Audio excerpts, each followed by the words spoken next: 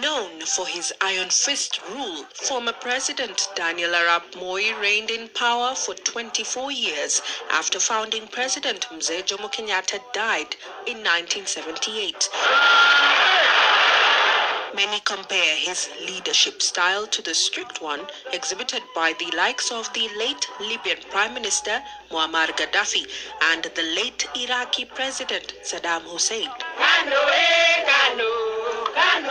But what was almost undoubted is that during Moi's reign, there was plenty of political stability.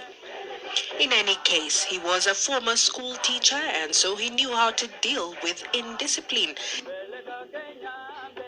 His cabinet ministers did not have an option. If they went rogue at any point, their boss was prone to sacking them whenever he thought about it. No two ways to go around it. Moi would even fire his cabinet during an impromptu rally by the roadside. This was his style. He was feared by most and kept everyone around him on their toes. Interestingly, Moi's memory was as sharp as his image. He knew the names of almost every DC and PC and would easily summon them whenever he wanted. The dictatorship rule was obviously not welcomed by many. Could you work with President Moi? No, I don't have to work with President. It's not necessary. Moi must go.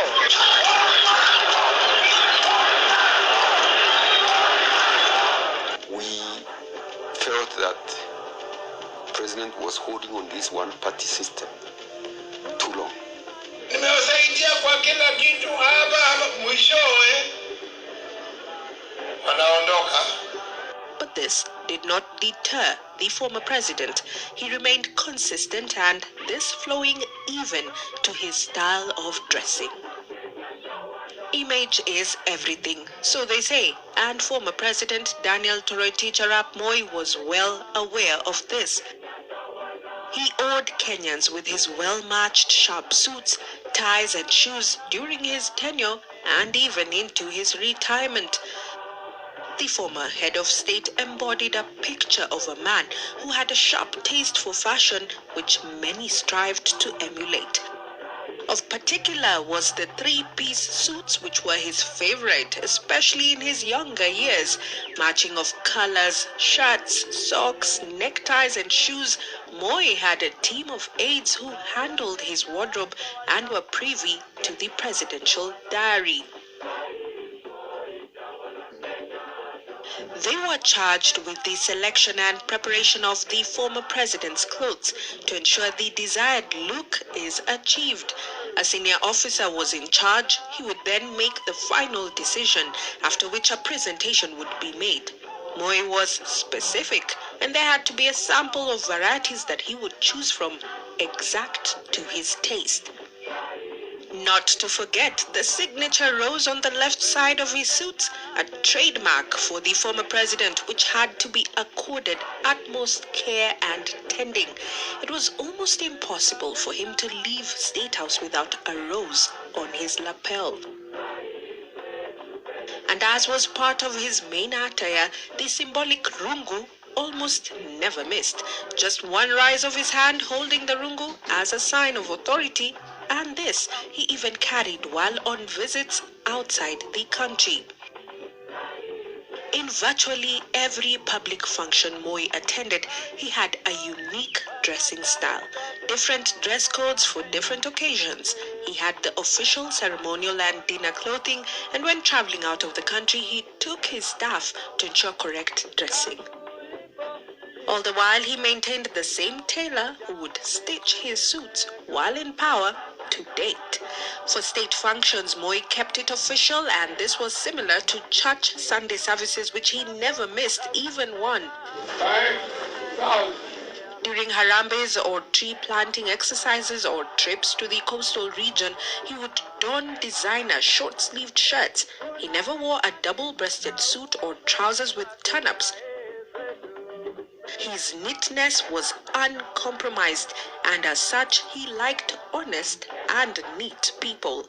In 1980, he became the second president to wear the ceremonial military outfit 2 years after succeeding Mzee Jomo Kenyatta, donning the attire in a different manner. Unlike his predecessor, Moi had his own signature look, even to the military regalia.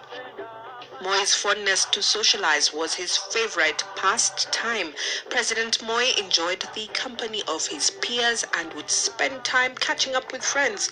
He engaged in conversation with controversial figures just to keep fully abreast with the happenings in the country. Na kama yuko mtu ambaye nimesema chochote ambacho kimeumiza roho yake unisamehe. He loved addressing the public, be it in rallies or meet the people tours.